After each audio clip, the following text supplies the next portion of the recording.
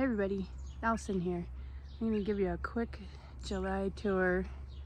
There's some good stuff and some bad stuff, so we're going to look at it all. So let me see if I can get you guys in between the airplanes and the dogs barking, but here we go.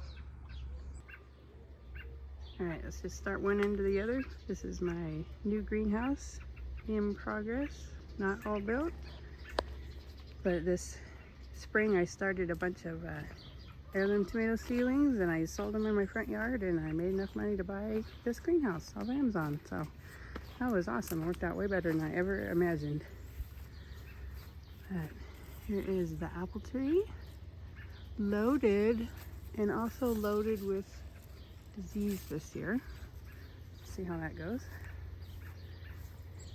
This is the farthest bed, and I had a bunch of cabbage in here that we just harvested, and I'm getting it ready to reset this and plant out squash. This is a self-seeded lemon balm. It's enormous. This bed, I think it's having trouble with irrigation. The peas I planted here never sprouted. And my poor kohlrabi is getting eaten, even though I've been spraying it. So, I don't know what's up there. This bed back here was the one full of garlic. And so we harvested that, and I'll show you that at the end of the video. But I'm trying something here. It doesn't look like it's working at all, but I figured it's worth a shot. Since it only cost me $4 to try, but I replanted it with potatoes. Yeah, so they had the clearance potatoes for I got the whole bed for $4, so I figured it was worth it. You hear this angry bird in the mulberry tree? It's because my cats are both out here. I'm getting fussed at. Alright, what? It's not time for pets. It's time for a garden tour. Sorry. Alright. So this is my main tomato bed. Always has been. Let me show you a garden fail that we turned into a win. But, excuse me, I had a terrible time with peas this year. We never got any peas. So by the time they set peas in the pod, it got super, super hot and they were all bitter. So I just let them go to seed, and now we have, and I left them on the vine to dry, and now I have seed to try and plant again in the fall. But yeah, I need to come out and harvest all that. But much as I love peas, it worked out. So all our heirloom tomatoes in here, they're looking pretty good.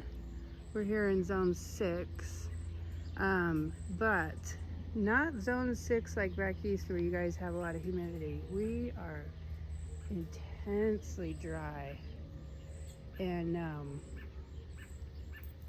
it's been rough, let me tell you, trying to keep things watered. My seedlings I'm having to water twice a day. But yeah, we got all kinds of tomatoes set in here. A bunch of upset birds. Sir, get off. Stop. But I'm trying to see if I can see the tag on this guy. These are Costaludo, of course. Look how cute those are. But anyway, I got all kinds of stuff in here. These are probably pineapple. And then there's Paul Robeson in here, and German Johnson, and Black from Tula. There's, over in the other tomato bed, there's black strawberry. I'm actually wondering if this is a black strawberry. It might be. But anyway, there's also a couple of snacker peppers in here. I popped in here, a little extra space, and there's a couple of green beans. Here is a second tomato bed. All of these in the front here are Juliet. The awesome tomato set there. So those are a cherry. They're coming along. There are some lost little peppers in here. I don't know if I'll get any peppers off of those. But yeah, here are the rest of the heirlooms. I actually had quite a bit of tomato plants left because of the sale, so there's a lot more than normal. This guy is a homestead tomato, which is new to me, but it should be a nice round slicer. Red. got plenty of tomatoes coming. And so that is exciting, especially since it is in the double digits, and usually tomatoes are very unhappy with that. Okay, and I do have a few herbs and strawberries in here. A little bit of calendula I need to collect. But yeah, let me take you and show you my berries. So I transferred the blueberries into 15-gallon grow bags, and they're working pretty good. I did not think we were going to get any since these are the first year. But yeah, we're getting little handfuls of blueberries.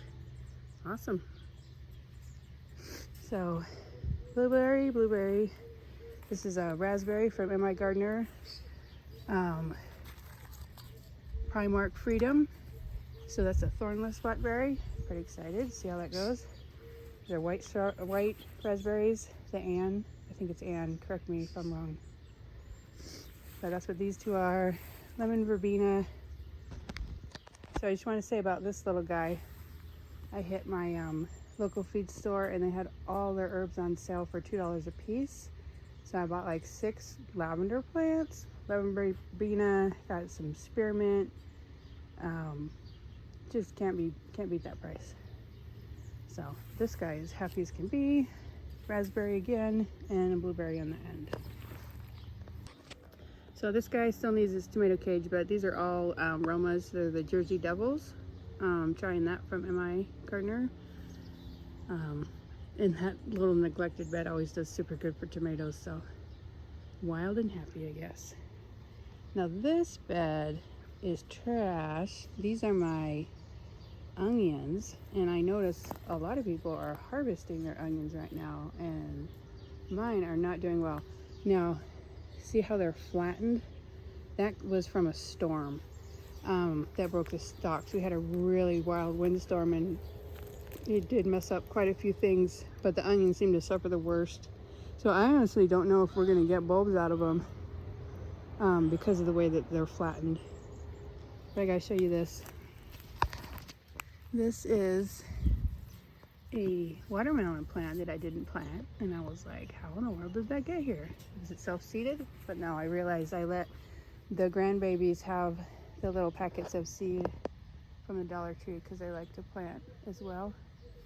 And so that is what they planted me. And over here in that bed over there, they had planted a whole bunch of peas in a big clump, and they all came up and we had peas, and it was great. So this poor bed is a greens bed, and it is just dying from aphids and stuff, even though I sprayed and I put stuff in the soil. But oh my word, it's just so bad. I pulled out a bunch of the kale, which is a bummer because I really wanted a bunch of kales this year. But we're trying. I replanted beans, and some of them look okay, but we'll see how it goes. And then there's some cayenne peppers back here. And I am letting the lettuces go to seed because I want to collect the seed. There's the other side of that second tomato bed. And then there's beautiful thyme down in there and a bunch of, I think I am going to pull out these sunflowers. Oh, they're just too close. There's a few green beans in here too that are happy as can be underneath the tomatoes here. Let's see if I can, oh yeah, one of these is black strawberry and then another Castelluto. So, this one. Oh, black Mutula. These are really strong plants. These are new for me this year, so I'm curious to see how the fruit is. But yeah, more lettuces going to seed, which is fine. So I know people say that you shouldn't plant the tomatoes in the same spot every year, but I found tomatoes don't care at all. They're happy to be in the same spot. I just keep, you know, them well composted and well watered, and everybody's happy. But I also don't have any humidity here, so I don't get a lot of the tomato diseases that other people get. So that's just circumstance that I can do that. All right, here are a few awful looking jalapenos. I hope they make it. I just don't understand how I could put neem oil on stuff and it still gets chewed up. All right, so now this is a zucchini bed. It was broccoli and cabbage, and we harvested that, ate it, of course. These two, and then this guy are the round zucchini. I will try and find the name of it, but they do really well, and they don't seem to get chewed up as much as the other zucchinis. For instance, this is the climber zucchini from Renee's garden, which I totally love. The zucchini, I'm always going to plant it. See how it goes up? It's a vine, and it's so big it'll just go up and over, and every foot or so you'll get a zucchini once it starts. Right now it only has male blossoms, but I noticed last year that's exactly what happened. It just had like 10 male blossoms, and then after that it made a zucchini every day. But yeah, look at these poor guys, chewed up. There's a German Johnson tomato stuck in there.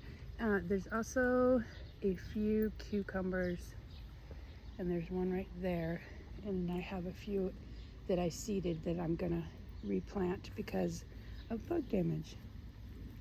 And here is my fluffy cat. But you guys love it out here.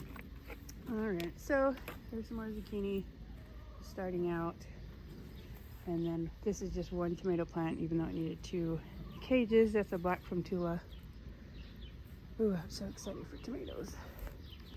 These guys are like cucumbers, but they're a Japanese small sized melon. Hopefully those are delicious. So over here, catching all the leaks from the irrigation system, I have some more snacking peppers. And since I had a couple of the 15-gallon totes left, I put in a couple of sweet potatoes.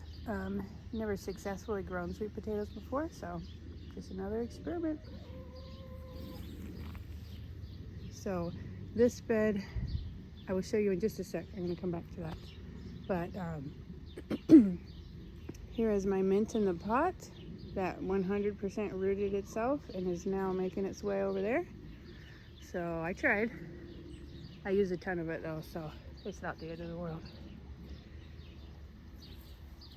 This is another brand new plant by Fred gave me. It's called Tamarillo. Never tried it.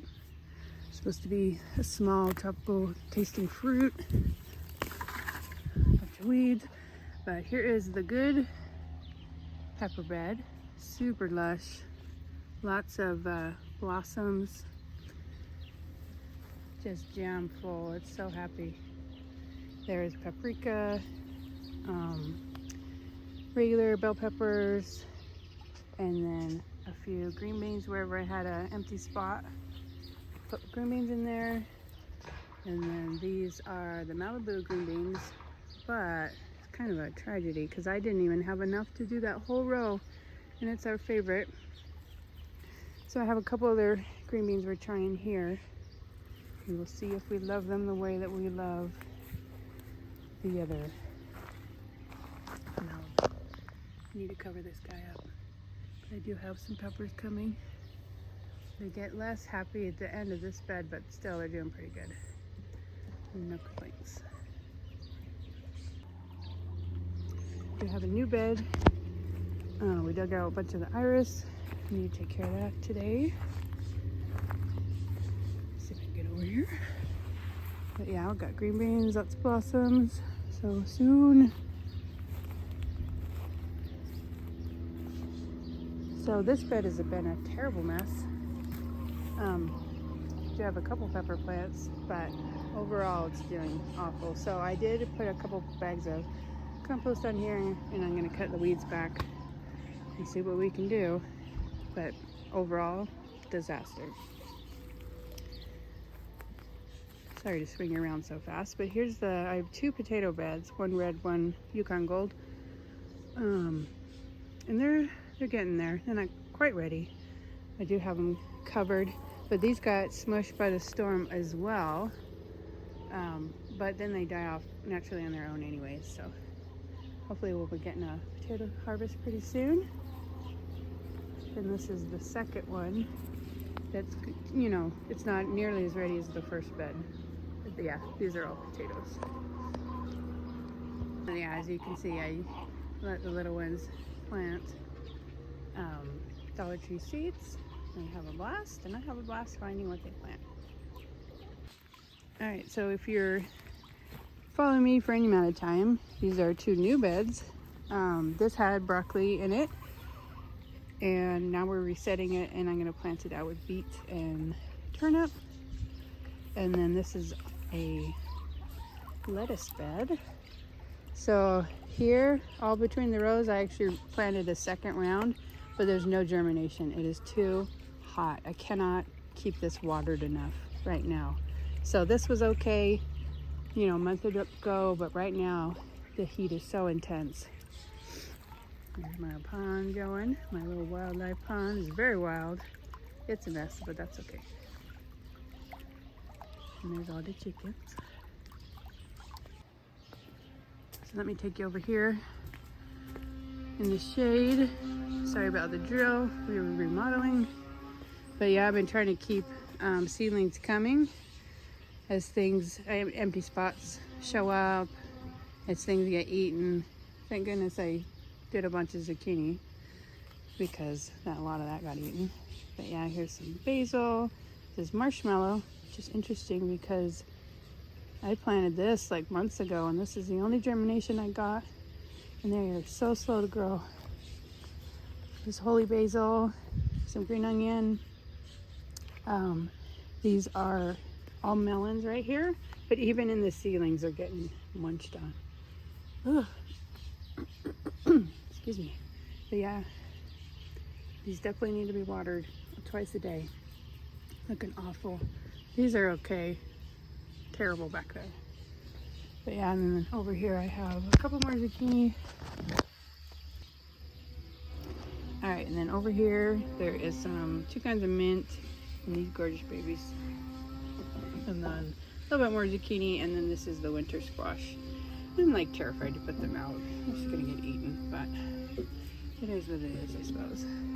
But yeah, here's those little lavenders I was telling you about. I mean, normally I'd pay $10 for a lavender plant, so I got 6 of them for $12. But yeah, so the idea is, this is like the worst possible time to show you this because of the pest pressure and the dryness, but I am trying to keep something coming all the time so that it can replace anything where there's a gap in the garden. So for instance, these are more climbing beans because I have a big gap. So these 2 hopefully will germinate and give me some beans. So some of it total disaster, and some of it's been awesome garden saving. So totally worth, since I have the space in the shade, it is worth giving it a shot. So that's in the sun right now, but most of the day this is all in the shade. So here's the garlic that we harvested out of that one bed.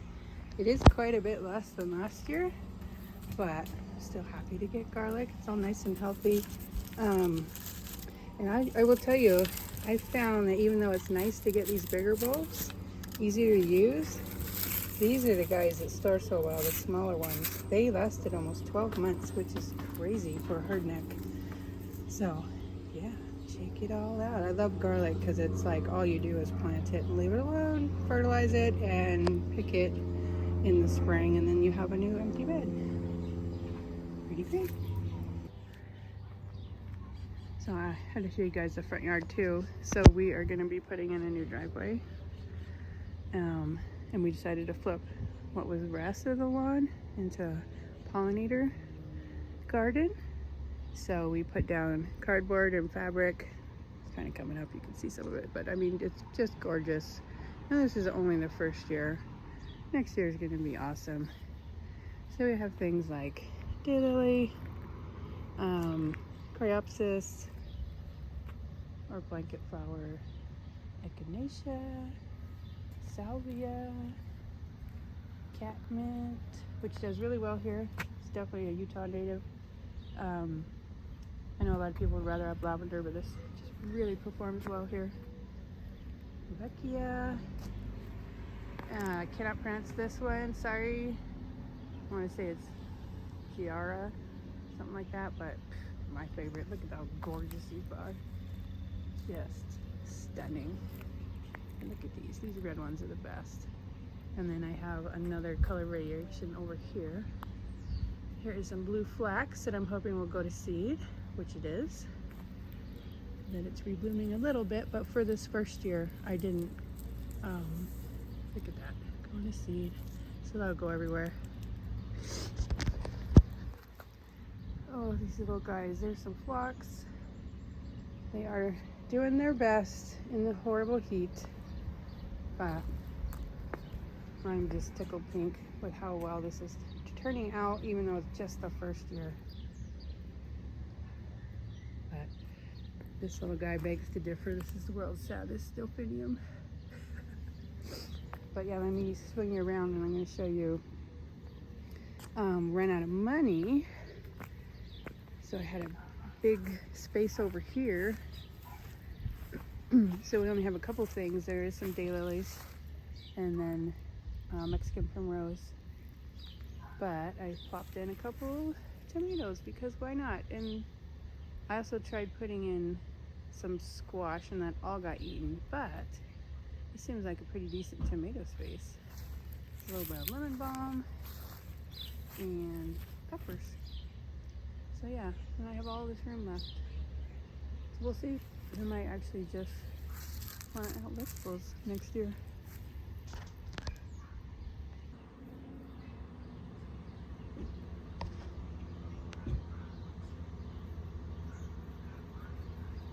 All right, so there is the July garden, super hot, trying to keep everybody alive. Super dry is really more of the problem, but